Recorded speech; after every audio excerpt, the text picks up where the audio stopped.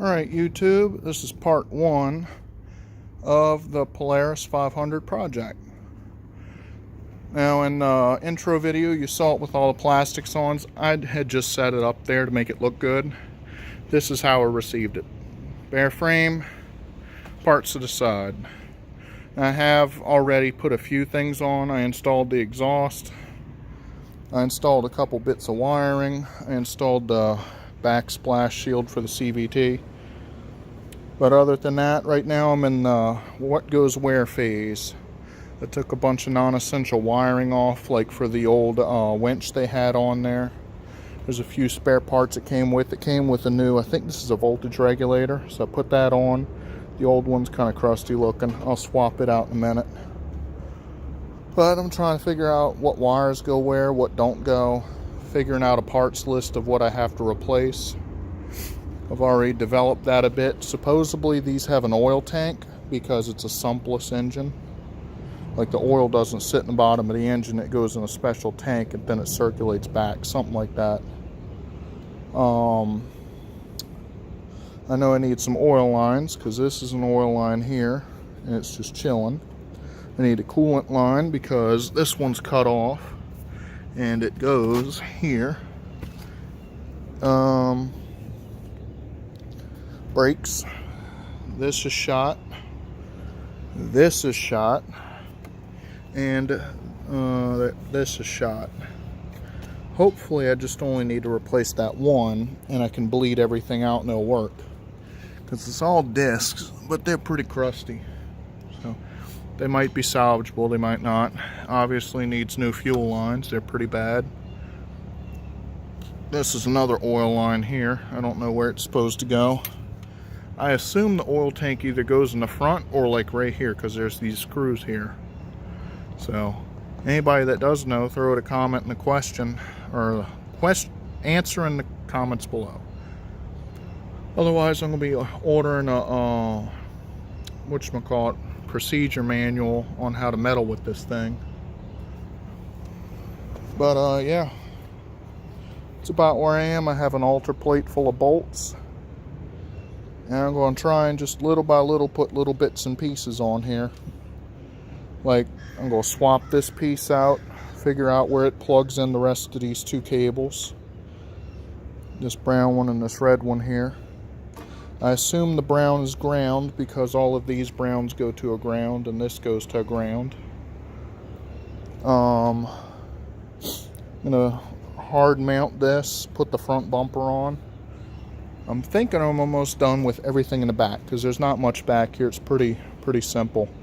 I'm going to hard mount the rear plastic and, you know, have that on here for good. Check the rear diff oil. Try and see if I can get this rear master cylinder to work, where the rear brake works at least. I'd kind of like it where if I could get the front one to work, but that's not happening without parts. The rear one might work without parts because the thing does move some. It does have some fluid in there, so I think if I bleed it and lube that cylinder up, it should work. Tell you what, whoever invented these springs to hold this on here needs to do that for about a year straight, because that was not pleasant. Let's see, what else we got here? Trying to look. I should have some funnels for that CVT. I should have a duct coming up right here. I have to look through my part stash. Let me see. Got a fan on in here, so you might not hear much. Got a bunch of spare parts besides. Got an air box.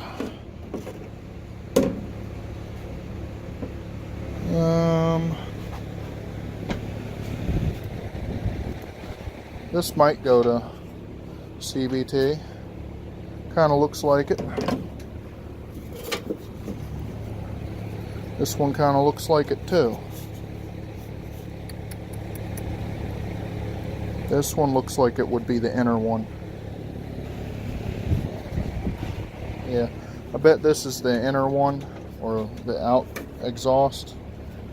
Because this one's got this rubber boot on here, and I bet it goes on this. Kind of looks that way. Probably mount that air box up too and get an air filter. This probably needs some kind of a little rubber thingy, I'm sure. Let's see, what do you look like? You look nothing like that. I don't know what you go to. Unless you go like this. No. Yeah, I've got no idea. This might be for another four-wheeler, who knows? Oh, I'll figure it out. Maybe that other boot goes there. Once I get a schematic and a manual for it, I'll know where everything's supposed to go and what bits I'm missing. Because it seems the more I dig into it, the more pieces I actually am missing. Oh good, I need that gasket. This air filter, ooh, something made a good meal of it. This I can imagine goes right here. I mean, it's pretty given, being that it connects to the carburetor. That's nasty. But yeah, so this is part one. I'll do part two, I guess, once I order some parts. I did figure something out though. As in the intro I talked about how I need a battery. I mean, well, I do need a battery still. I have a battery over there that might work.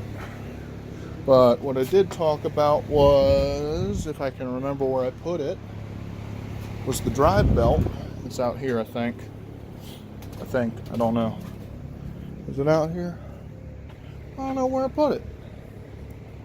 Oh man. Well, anyway, the drive belt's shot for it. And I happen to have a spare drive belt for my golf cart. Well, they look very similar in size.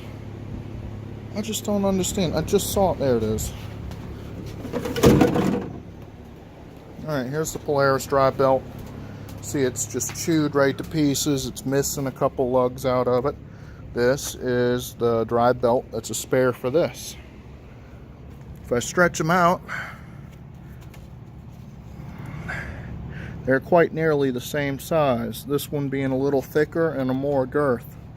But if I stretch them out, they're almost exactly the same. So I'm thinking I might be able to use this E-Z-Go belt instead of having to buy a Polaris belt. I may still buy the Polaris belt anyway, because it's like 30 bucks or something. But if that works, that golf cart belt's like 20 bucks. It'd be kind of cool. Plus I have one. Another thing I noticed, that I did notice earlier, that muffler gone. So I might end up ordering a fart pipe to put on there. Though I don't know. The CVT bikes just don't sound good with a pipe on them. I'm just going to say that. The V-Twins do. I will say that. The V-Twin bikes do sound good with a pipe on them. CVT single cylinder ones, they just sound, I don't know, pretty bad in my opinion. They sound like a excessively loud go-kart. I like a loud pipe with manual transmission, because then you can lug that engine down and really put some bite on it, and it makes a good proper noise. Yep, but I'm done talking for now. So, you like the video, comment, rate, subscribe. Have an awesome day.